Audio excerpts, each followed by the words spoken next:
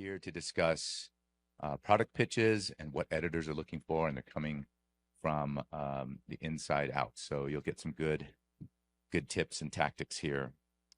I'll just briefly describe. Each of you will have the content flowing, and then we'll hold questions for the end. If you have questions after each presentation that are burning, let me know. I'll bring you the mic. We are recording this for posterity's sake and access afterwards. So thanks.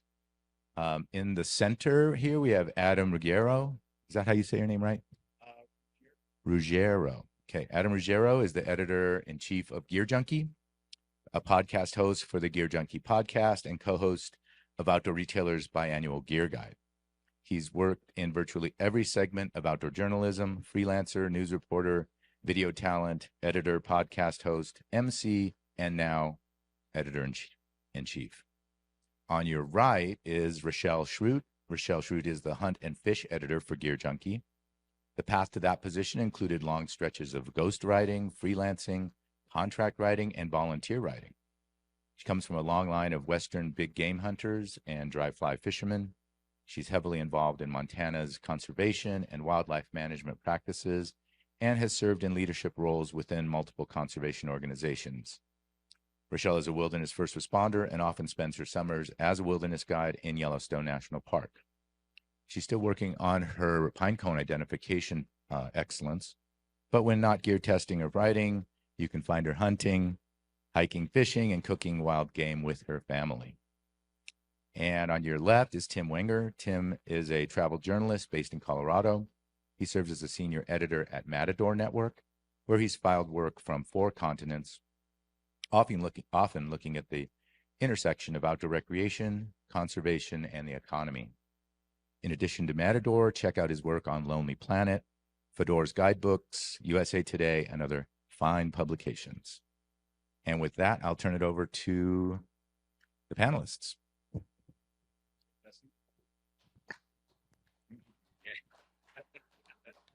Testing. Thank you, Kenji. That was great. Hi, yeah, I'm Adam Ruggiero, and I'm the editor-in-chief of GearJunkie, which I'll be honest, still sounds weird for me to say. I'm sure a lot of you know, we're a really big website. We have 4 million readers a month, and unless you're Rachelle Schrute writing the story, and then we have 1 million readers a week, which is extremely impressive. When I first talked with Yoon about this session, I was thinking about that. I'm the editor-in-chief, and there's probably a lot you think or hope I know that will help you do your jobs better. And I was thinking in terms of, I get an email a minute, and for every email I open, every pitch that I end up funneling to a writer or write myself and turn into a story, there's got to be like 12 or 15 that I just don't get to, or they just don't make the cut. And I'm assuming you, whether you're a writer or a PR professional, want to know, well, what's the secret sauce? What am I not doing? Why do I end up in those 12 to 15 that you're not opening or you can't get to? What is happening? And when I talked to Yoon, I was initially thinking of technical elements. I was going through my head of, what pitches do I like? What pitches do I not like? What do they have in the subject line? How are they crafted? What assets are there that I need? What tools can I give you? Very practical, tangible tools can I give you guys so that you give me high quality pitches? And I kept thinking about this idea, and I had a whole list going. And then I had a couple glasses of wine, and I got a little bit deeper. So what I came to was that I'm less interested in what your pitch looks like than I am in, do we connect? And this is funny because I'm going to tell you, this is day 3. You've probably heard this notion of connection over and over again, because I have at other sessions. I know Jen Gurecki talked about it in How to Build a Podcast Audience. Mike Rogie talked about it in his Building an Army. You have to have a connection with your reader, and it goes both ways. If you're connected with me, I'm going to give a shit about your pitch. I'm going to feel like you know what I want. So what I want to do, and yes, I'll talk about, there's some technical elements, and if you have questions in the Q&A and you want to know how to craft your subject line, we can certainly talk with that. But I think it's way more important that we talk about connection.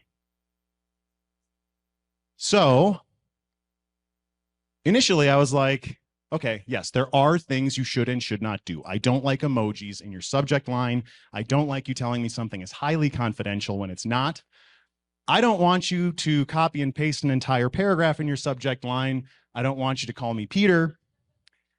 I don't think you should email my team along with 8 members of Gear Patrol. And oh my God, please don't call me Gear Patrol. Gear Patrol is a fabulous publication, by the way. Yes, those things are real. Those do's and don'ts, they exist. There are best practices. But what I think is that when you email me, instead of wondering, what should I say? How should I package it? I would like you to think of something different.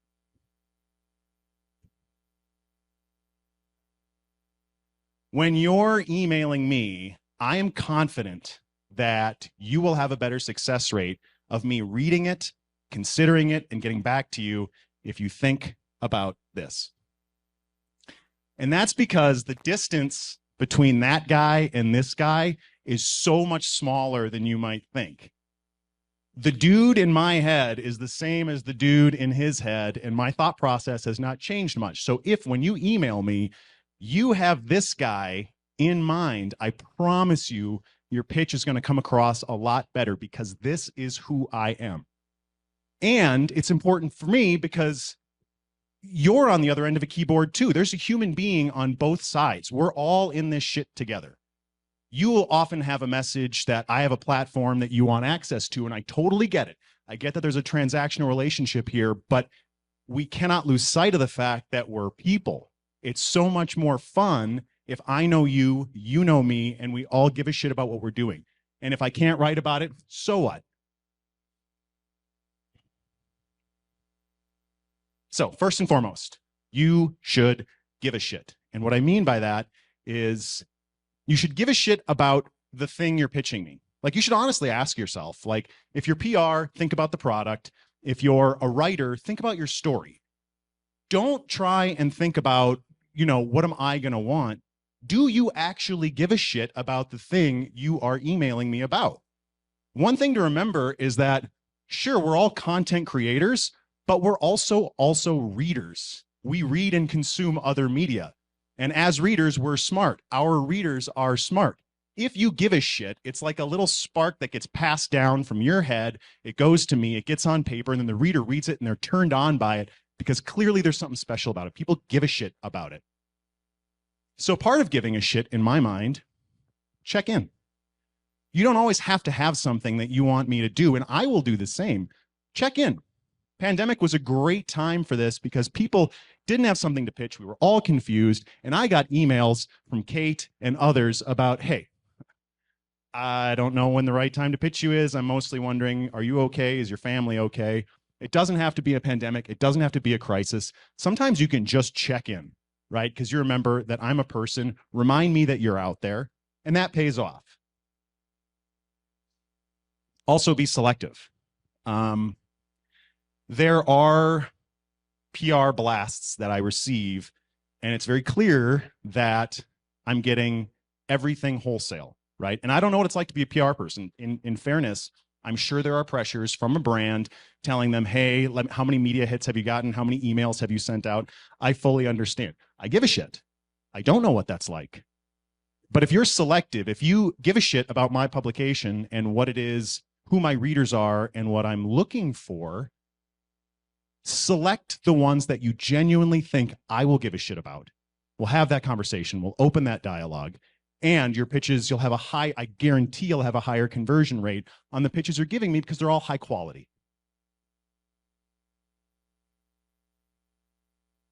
I want you to be inefficient. Anybody, I guarantee anybody that's got an email from me in this room knows I didn't just copy paste a Google response. I waste a lot of time in my responses on email because I want to know how the person on the other end is doing. There's usually a GIF in it or a joke, and depending on how well I know you, it might be kind of an off-color joke. I think you can do more. You can be more efficient by being a little bit inefficient. If you're going to pitch me, spend a little bit of time thinking about me. Ask me something, anything. Think beyond templates, ramble a little bit, anything that suggests that I'm not a vessel for your message, that I'm an editor, I'm a person, I'm probably getting a ton of emails, and you know who I am. Just check in. And part of that is flip the script, right? So instead of talking about the weather or just asking me how I am as an excuse or an in to pitch your product, pitch a product as an excuse to check in and say hello. Make that the reason you want to connect with me, right? I get that you have work to do. I do as well. But let's be honest that we are people on both sides of this transaction. Pitch your product. I know you have product to pitch, but let's shoot the shit. Just make it an excuse to connect with me, to talk with me, to see how I'm doing. That opens the dialogue. I'm far more likely to respond if I perceive that, hey, I'm over here. I've got a product. Yes, it's this new pack. It's pretty cool, I think, as a matter of fact. But also, how's your dog? I saw on Instagram, it looks like you just got a dog. How is it? Talk to me. I like those. I like those a lot. Also, a big one, the last one here is crucially important. Post-pandemic, I noticed that Zoom meetings and digital showrooms really took off. It seems like a great substitute for spending a lot of money to meet together in person, and I think that is bullshit. If you have access to a brand, I think it's crucially important, and this conference really demonstrates that. These in-person meetings, there is absolutely no substitute whatsoever. Anybody who saw me last night, Eleanor saw me, I had a massive chicken sandwich. It was like 2.5 or 3 pounds. And that's something that we can connect on going forward. These in-person relationships are worth every single penny a brand will spend on it.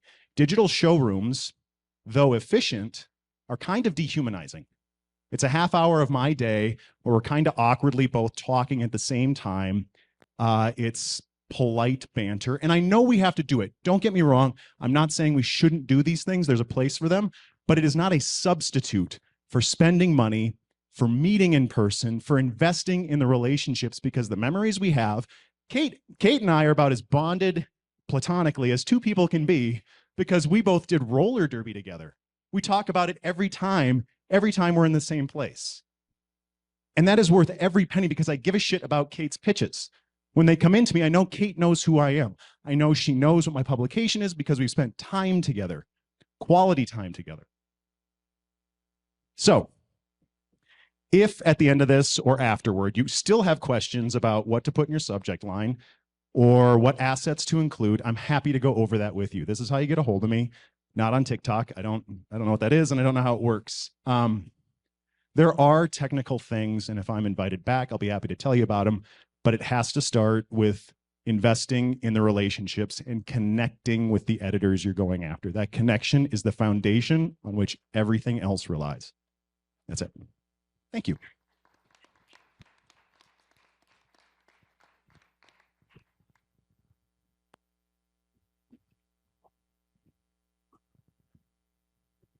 Hello. I'm going to sit because I am way more comfortable sitting and just talking to you as people than standing. So kind of running off of Adams, I didn't get a preview of Adams, but press trips, man, that person-to-person connection is awesome. And so I view press trips as the ultimate product pitch. If you have a mean product, spend the money on a press trip, because then I make an emotional connection to that product. And when someone talks to me about a fishing kayak, that last fishing kayak trip I went on is going to be at the forefront of my mind. So why they're hella sweet? Because I'm connecting with a younger demographic, and how you're screwing them up. So that's me. In these sorts of events, I feel kind of like an outsider because I'm hunting fish. I'm not a skier. I'm not a hike. I mean, I hike, I backpack. But I'm a little niche. So a little about me. I'm a Montana big game hunter. I grew up that way. That's how we procured our meat. We couldn't have afforded meat otherwise. To this day, the vast majority of our meat is hunted. the reasons have changed. Now I look at it, it's the most ethical, sustainable, eco-friendly, and healthy meat that I can provide my family. And then beyond that, the conservation aspects are just where I live. I love to manage a population and not see a herd die from a winter starvation. So it's just important to me. I am also a dry fly fisherman specifically. I was born in Missoula, Montana. I'm going to assume you've either seen or read A River Runs Through It. I was birthed and set in the Blackfoot River. If I wasn't a dry fly fisherman, my family would have disowned me. The McLeans still live in the area. They are close family friends. John just wrote a book that's amazing. You want a good home waters fishing read. And we are also related loosely, which is a rabbit hole that is for a different conversation. All right, so this is my email signature as of this week. So this is the harsh reality of a press trip pitch. You probably can't read it, but email overload. As of last night, I skipped the scavenger hunt to catch up on emails, and I got it down to 314 unread. So I'm behind. Like Adam was saying, man, they just come in, and a lot of them I don't have a choice. So this says, I apologize for any lack of response lately. An influx of increased communications means I could spend all day answering emails and not make it to the end. Sometimes there just isn't enough Schrute to go around. And then there is a beautiful Wilson Phillips quote, because Hold On for One More Day was a great song. So here's how to do it. Not to just rob from Adam's beautiful presentation. No personalization. Dear valued member of the media, I am so valued that you did not even put my name. I just am not going to read it. The other thing, I get a lot of press trip pitches, and this might be niche because it's hunt and fish. No description. Hey, let's go hunt. No when, no where, no what, no anything. No list of products you want me to cover. No storyline ideas of why I should be here and how I'm going to bring this to our publication. No clarity of who gets the bill. Like, we could probably pay for some of it, but also you should probably pay for some of it, but also we might cover some of it. It's just like, now I got to put time and effort into discovering what this trip is, why I got to be there. We are editors. That 5 W's thing that everybody learned about in junior year high school, it's important. So here's one that I recently got. I can't make it, but personalization. To again rip off Adam here, it has my name in it. It asks how my hunting season is going. Actually, specifically, saw you've been getting into elk, which means they are invested in me as a human. I am going to take the time to be invested in this email and your trip. And it covers the who. Who is this with? Like, who is this with? A lot of pitches, I don't even know. It comes from a PR person. I don't even know what brand they're talking about or why I'm going. What are we doing? Like, a lot of times it's like, let's just go schmooze at a resort, but why? How does that connect with this product? Where are we going? Sometimes it's like, well, we've been thinking about Florida, but maybe Southern California this time of year would be better. Like, I need more than that, and I don't want to have to take the time to think about it. When is it happening? When is a big one? Maybe again in my little niche field, but I don't want to go on a press trip during hunting season. Like, I'm busy. Like, I'm super busy. And it might sound awesome, but I'm not leaving the Montana elk rut. It's just not happening. And why? Why should I be there? What is this? Aside from giving you our platform, what does this do for our platform? How is this going to engage our readers and bring them some sort of value? Storylines. When I get pitched a press trip and here's some ideas that you could write about and how you could bring it to your readers, love that. It takes 20 minutes away from me having to plan how I'm going to cover this. Totally valuable. So this is like a great example of a product that I got emails about, the Into the Abyss Performance Lightweight Hoodie. I deleted the email. I got another email about it with this photo. It's like, looks neat. I deleted the email. Then they reached out and said, hey, let's go fish mahi-mahi in Florida in this shirt. I love this shirt. I love this shirt. I caught tuna. I caught mahi-mahi. It is blood stained forever. I will fly fish in it in a place that it is not designed to fly fish because I met the people who make the product. They are passionate about the product. I went to the place that they designed this product for, and I'm going to fly fish the mountains in it. I'll probably look like a moron because it doesn't fit in, but it is now a favorite shirt. It is so valuable because it's going to make gift guides. It's going to make best of lists because I have an emotional experience with it. We are people. And that psychology of having that emotional, personal connection to a product, invaluable. Spend the money on it. Way better than sending me an email. All right. Press trips can suck. And if I've told a couple of people that this story minus the brand. I went on a bad press trip this year. I have still not written about their product or their brand because it was that bad of a press trip that I just am having a hard time attaching my name to that product. But aside from that, here's how to fail. A minute by minute itinerary. If I am run ragged and exhausted, I am not going to enjoy the trip. I am not going to have the time to like digest the trip. I'm not going to have the time to write mid-trip in the moment, which is huge for me. I like to cover it. No photographer. If I'm trying to hurry up and snap crappy iPhone photos of my experience there, I can't cover it as well as you sending me a file of us in the moment testing this product. I can use that. I can bring it to the platform. I don't have to try and concoct something. I don't have to pull stock photos. Pay for a photographer. And I'll get into more about the photographer thing because I've also had weird photographer experiences. That's next slide. Food fails. This is a big one. People love food. I was on a pretty intensive mountain press trip and they did not plan enough food. We were on horseback. We were working hard. It was cold. It was hot. We were wet. And we got back to one chicken leg on a cute little pile of couscous, and it was delicious, and it was 1/10 of the calories we needed, and we were not in a place we could get to more food. Everyone was miserable. Nobody had as good of a time. Food. Make food. Too much food is also a problem. If you plan breakfast, lunch, dinner, 3 courses, every meal, I just want to sleep. So like snack bags, plan snack bags. The pre-trip itinerary. This is one that I've been on quite a few press trips. That pre-trip itinerary telling me what to pack. I may have never done this thing before. Tell me what to bring. I am from a cold mountainous place. If I am going to a hot, not mountainous place, I have no idea how to prepare for this event. And also like an attendee list. Let me know who's going to be there. There's been a couple of trips where people have shown up and been like, ugh, not Frank. And then it's awkward the rest of the time. No one had time to mentally prepare for the beef between Martha and Frank.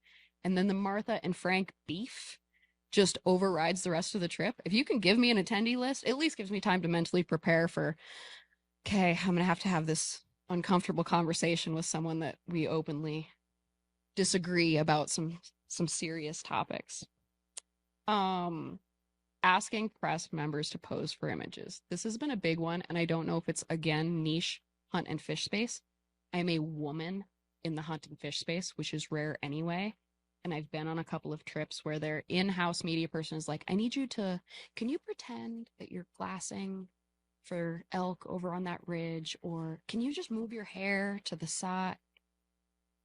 Nope, I'm a writer. I don't like being in front of a camera. I don't like speaking. I like to sit behind my laptop and create things that I can then go back and edit. Don't ask the media to pose for a fake. Authenticity is really important, and I don't want a posed photo. And then the other one's just logistics. A pile of gear and no way to get it home. I have left so much gear.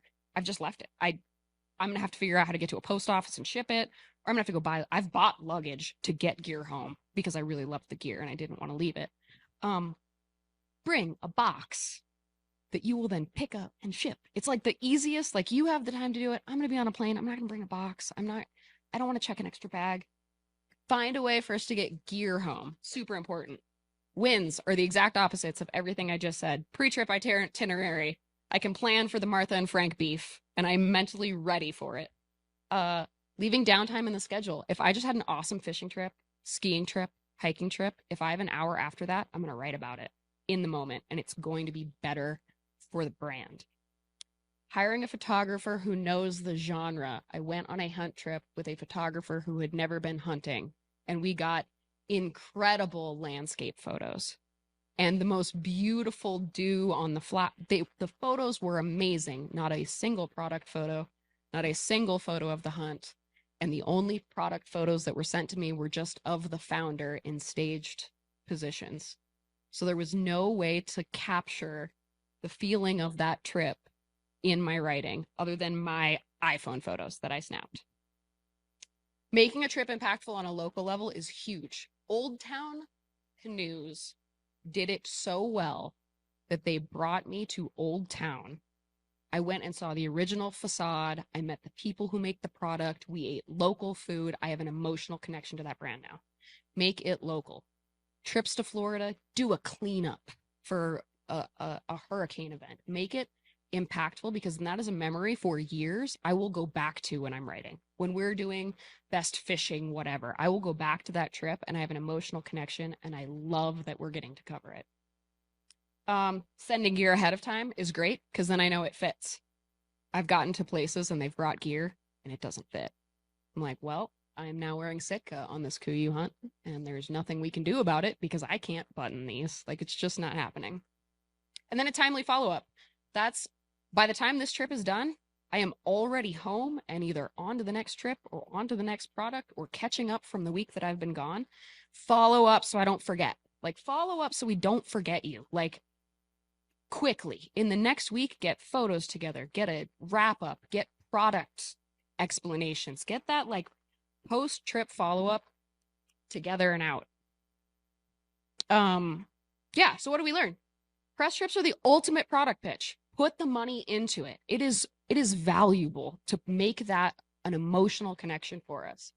And don't screw them up, man. Don't plan them. It's hard. I know it's hard, and organizing it is tough, but man, get it dialed, make it a good experience.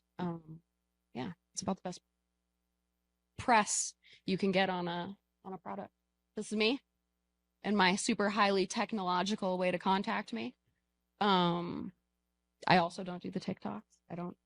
I tried to get a TikTok. I uploaded a video and my TikTok account got taken down. So I don't know how it works. I don't know what it is. But yeah, that's about it.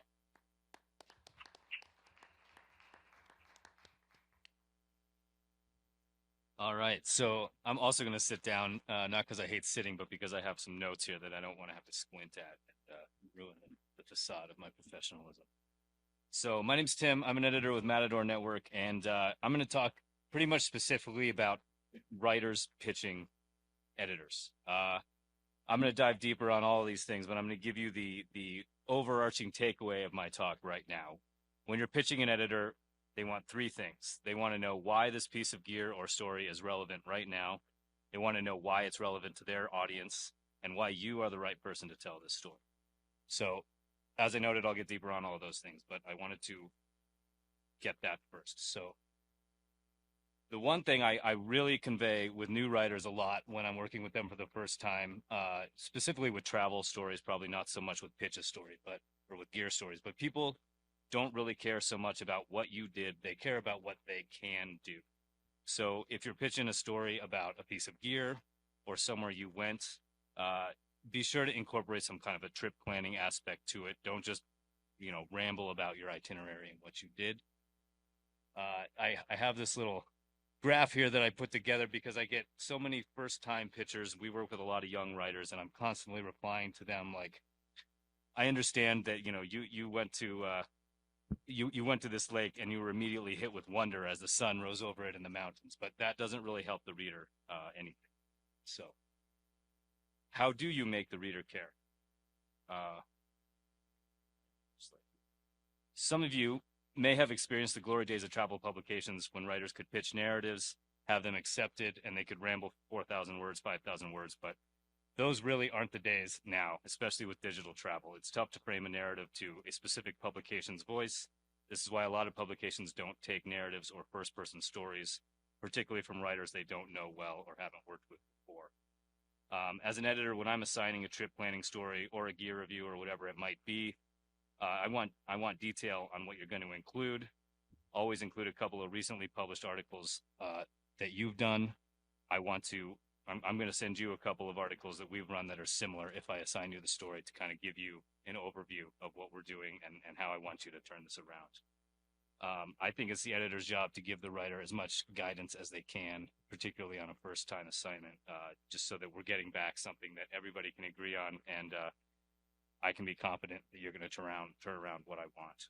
With narratives, it's much harder to do this, and to offer guidance in general. Therefore, as editors, we find ourselves nervous that the writer isn't going to give us what we want. It's not going to fit the pub's voice or scope, and we hate cutting stories after they've already been submitted because that's awkward and nobody wants to pay a kill fee. So now to get into the specifics, I'm going to cover 3 things that you can do in your pitches, and we'll give some examples of specific pitches. So this one, use third person when you're explaining how gear functions. This writer, talking about day packs, she did an excellent job of not only talking about her experience with the pack, but why it's good for all different kinds of excursions, why it's the best day pack for women hikers on the market right now. And she explained that all to me in one paragraph in the pitch. That was an easy win for me. Here's an example of that actual pitch. I took her name out, but this is the pitch that she sent. This was a slam dunk pitch. So I don't know if you want to take a photo of it or whatever. Like if you're pitching a piece of gear to an editor, this is a very good breakdown of what they want. It gives them an overview of why this piece of gear is awesome, why you are the right person to write this story. And it's a new piece of gear, which she makes clear that, this is why we're covering this right now. Also on the bottom, this is something I like. I don't know if every editor likes this, but I like hey, I can give you 1,200 words. I can submit it by March 1st. Let me know what you think about that. And then that gives me something to go back and be like, okay, like my thoughts on this would be, if you have a lot of photos, we can cut it down to 800 words, and March 1st is fine. But whatever you have that you can specify, this is what I can give you, I can then come back and be like, that's great, or let's change this. Next one, be objective, i.e. avoid blogger voice. Blogger voice, again, as I noted earlier, would be like, I awoke to the sun, setting over the hills in this hidden gem up in the high country. Like, no one cares about that. People want to take away from the story how they can make it happen, not what happened to you. So if you're this is another good example of this. Again, if you want to take a photo or whatever, go for it. But yeah. So notice the writer didn't make any broad assumptions about the reader in this pitch. She didn't say you're going to love the way this backpack sits on your shoulders. She actually described what it performed while it was on her shoulders. The info was there. It was very detailed. And from there, it's up to the reader to decide whether or not that backpack appeals to them. This one, another great example. This is point 2 of the 3. The writer kept it objective. She gave the reader the info they need, told the story behind it, and then moved on. So this next slide I'm going to show you is 2 paragraphs of what she gave me. This is another one about the Airfly Pro. Oh, I'm not hitting that. There we go. Okay. This was a pitch we got about the Airfly Pro, which we ran over an Amazon Prime Day sale. She broke down exactly what it was that made this product awesome, why it's good for traveling, and why it's relevant right now. Again, so she made it personal, but she didn't just ramble about, irrelevant stuff that happened to her along the way. Third most important thing when you're pitching an editor for the first time, show your grasp of the publication's voice and its scope. I couldn't tell you how many emails I've gotten that are like, hey, I went on this press trip to Montana and this is what happened and I want to write about it. It's like, okay, yeah, you're not going to get accepted because you clearly haven't looked at our website. You don't know the type of content we run. You probably, to go back to what both of these guys have been talking about, you didn't take any time to build a relationship with me or our publication. You're probably not going to take the time to build a relationship with our readers. So show your grasp of what we've run in the past, show your grasp of who reads our publication and why what you want to write is relevant. One way to avoid this, if you're PR or a writer, it's pretty obvious from an editor's standpoint when you're getting a pitch that they've sent out to multiple people, basically just a copy and paste form of what they want to do. follow up on what Adam said. I like a little personalization. I want to know that this is a story for Matador. This isn't a story that you also pitched to Folders and that you also pitched to Condé Nast and that you also pitched to every other travel publication on the internet. I want to know why you're writing to me and why Matador should care about your story. Okay, so incorporating this into pitching, let's talk about some specifics with pitching. The more you show that you understand what the readers of the publication want, the more likely you are to be approved. So this is a great example of this on this next slide here, of explaining the angle, not just the name of the product. This was the meat paragraph of a pitch that I actually wrote, but if I got this paragraph in a pitch, I'd assign the story right away because it demonstrates how the product solves a specific problem that our readers are likely to be facing as travelers, and it presents that product as an innovative solution for those in the know. This was about the Tortuga set-out backpack specifically, but you could parlay that into any piece of gear and why you love it and why you think it's the best at what it does. That's a solid product pitch right there. Next, note your authority on the topic. Oh, this kind of goes back to the why you're the right person to write this story right now. This pitch I got from a writer. She was pitching about Paris neighborhoods. She started off by telling me that she lived in Paris. She knows the neighborhoods that she's going to be writing about. And then below this, she went into a little bit more details about what the subheads of her article would be. And now we get into the subheads. This is a very detailed pitch I got about Cappadocia. You don't always necessarily need to be breaking down every subhead of your story, but I thought this was cool because the bulk of people reading, including myself, probably don't know a lot about Cappadocia. So this writer went into great detail about what she's going to break down, why it's relevant, why this is a good trip planning story. And in reading this pitch, I immediately knew that this wasn't going to be, a wishy-washy narrative about how good the writer's time was there. This was going to be an actionable story that the reader could click on, take notes on, and probably use in their trip there if they're going to go there. So few here are things to always avoid in a pitch. Never, ever use the word hidden gem. If you want to be rejected right away, use hidden gem, nestled, off the beaten path. Obviously, it's beaten if you went there. So just a few cliche terms. In general, if you're getting something in a press release or you're reading something off a product website and you're reading those marketing terms, those are the terms you don't want to be using in your pitches or in your stories. On the contrary, what makes editors stoked on you? Detailed descriptive copy, both in the pitch and in your story. Don't bury the lead, to use a J-school term.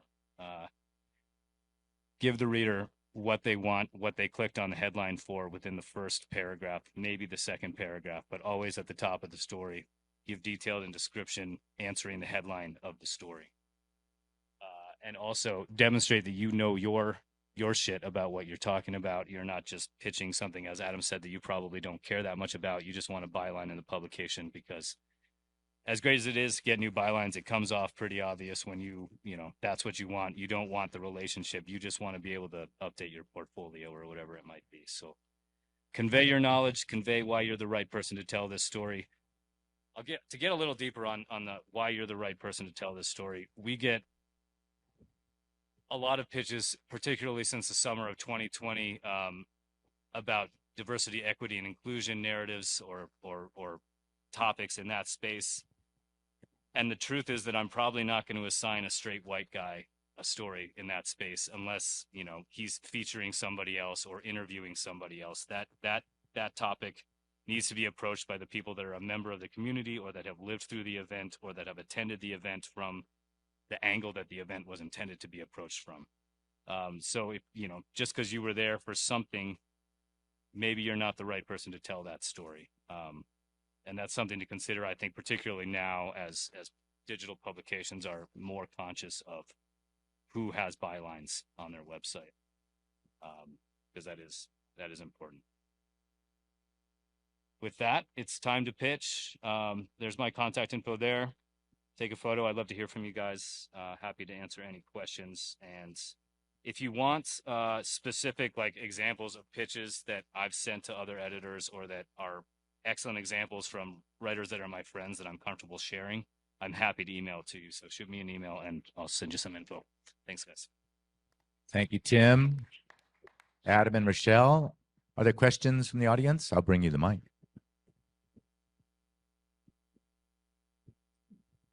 All right. Here. Hey, this is for Adam. We've been in touch over the years a few times. I have a climbing art company, and I just wanted to say hello and that I would love to connect with you at some point because here you are face to face, and our emails have been missing each other for a number of years. Right? See, what did I tell you? Yeah. There's Practice, putting it in practice. Thank you, guys. Wanted to get your opinion for the sweet spot of length of time for a press trip with your schedules and getting the full experience. I mean, it's your presentation. I think it depends on what it is. I mean, if we're hunting elk, we need a week.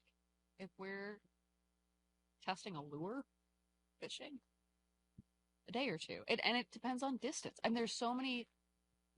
I'm coming from a long ways away to a lot of places. So if I'm flying for an entire day and flying an entire day back, I mean, yeah, that's tough to say. I don't know how to answer. I had it hammered into me from Stephen Reginald at a very young editor age that the less time, the better. It's all about efficiency.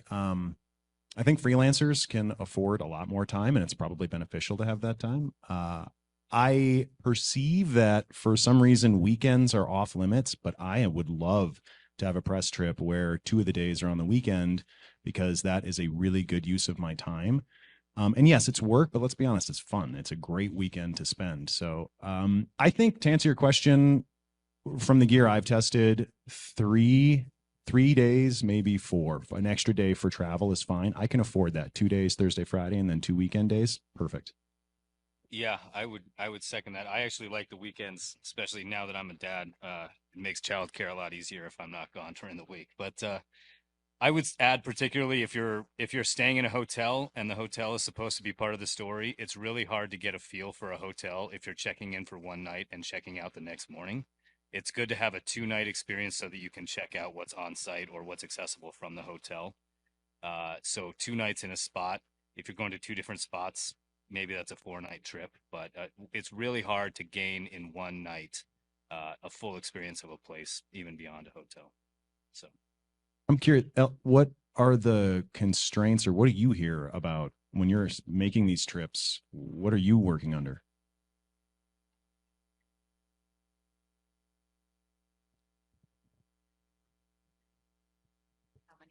Even brands, like if it's a component brand and a consumer product brand. But it's also, well, how much time does the executive team have as well? So we've, I guess, done, if it's a domestic event, like a get in the afternoon, full kind of 1.5 days of experiences. And so like the 2 overnight, but that's great. I think really valuable feedback about the weekends and potentially having more time to spend and get the full rich experience. So thank you.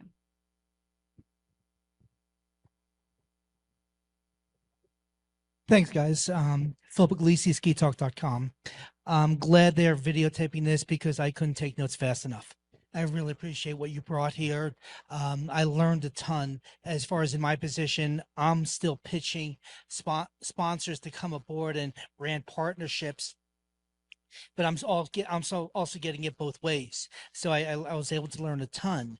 You talk about the importance of face-to-face still, and I agree wholeheartedly. The Zoom environment that we're in, I think is a nice addition. I don't rely on it completely, but it opened up a lot of opportunities for set appointments that would normally have at a trade show. It frees them up. There's nothing more frustrating to have 30 minutes with Vogel. Halfway through the meeting, Bob comes by. Hey, Curtis, haven't seen you in 14 years. How you doing? This will take 5 minutes and you lose your meeting. And to get away from that and have that one-on-one conversation and quite frankly, a semi-private environment is helpful. But the press junkets have also been a nice addition. Coming out of COVID, if we didn't learn something and we didn't improve, you missed a ton of opportunity. And I really believe as far as moving forward, we learned a lot as far as different ways to do different things, and it freed us up a lot. But what you brought here as far as different information and perspective as far as what to look at and how to weed out the also rans is also really good. The brands that are coming to you just to try to get their word out that they're not looking to speak to your company. I mean, we did a rebranding 2 years ago and still being referred to as our old name. That's immediate that they don't know what we're doing and don't know where we are. So, but I want to thank you. And again, you just brought a great perspective. I wasn't sure about coming to this because of where the direction of the information was coming from, but it definitely was a great help. Thank you. Cool. Thanks, man. Great. Yep. One more. Rick Sayers from the Outdoor Biz Podcast. And as writers, if you don't hate your voices, I'd love to have you on the podcast. Yes, Oh, yeah. sure. Even if you do, right? I think at least two of the three of us here host our own podcast. So you do too, right, Adam? Yeah. Yeah. So Thanks, you guys. A ton of really good information today. And what I am struggling with and want to know your opinion is a lot of my brands aren't going to OR anymore. So how do I show product? And we're trying to do we'll do some experiential editors or experiential trips, but then we're also dabbling in coming to you and coming to Denver or going to Seattle and hosting media showrooms with multiple brands. But I'm wondering, what do you guys think of that? Is it just super boring? You don't want to do it? I think, yeah, on one face, it's kind of a setback to like forego the opportunity for that FaceTime. So one thing I wanted from my presentation was hopefully you have, you can go back and say, hey, listen, straight from the horse's mouth, man, this is worth every penny we spent. But there's probably also an opportunity since, as you said, like outdoor retailer isn't always the most ideal forum because there are interruptions and it is busy and it is kind of impersonal. So maybe there's an opportunity there to, if you come to us, FaceTime is FaceTime. I want to meet the people with your brand. I want them to hear my voice. I want to make a few memories. So if they aren't willing to just shut down FaceTime altogether, it may be an opportunity to do something other people are not. right. I agree. I would also say if that's not always possible, if there isn't budget for you to travel or somebody with the team to travel, like I would much rather get your gear in the mail and then take it out on a backpacking trip myself than sit in a showroom and listen to you tell me about it. So sending me something in the mail is a lot more likely to get placement than just hearing you or reading a press release about why it's awesome. Like that's a lot cheaper than travel. And, then I can kind of use it to my own, like, okay, like this is this backpack. I have 3 days. I'm going to use this backpack to the best of my ability in those 3 days, so that's a very relevant thing to do. I think it's an awesome idea. Like if you were to bring sleeping pads and stuff to Montana and show up on my doorstep, I'll take you on a press trip. Let's go camp. Let's go hike. Yeah, I think that's a cool idea. Yeah. Well, thanks so much, panelists, and thanks for hanging for this. A lot of great information dropped there. Let's hear it for the panelists from GearJunkie, Matador, and off to your next event. You should have another clinic, another presentation to go to. So see you on the hour. Thank you all for showing up. Appreciate it. Yeah. Thanks, guys. Cheers. Oh, and Big Gear Show. Yeah, let's do a podcast. Sounds like fun. Yes. Yeah. Let's do a podcast. Did you get my email address? All right, cool. Yeah. Yeah, I could talk with Jen Greg. Yeah. Oh, Right. how'd it go? I Room 3. This one.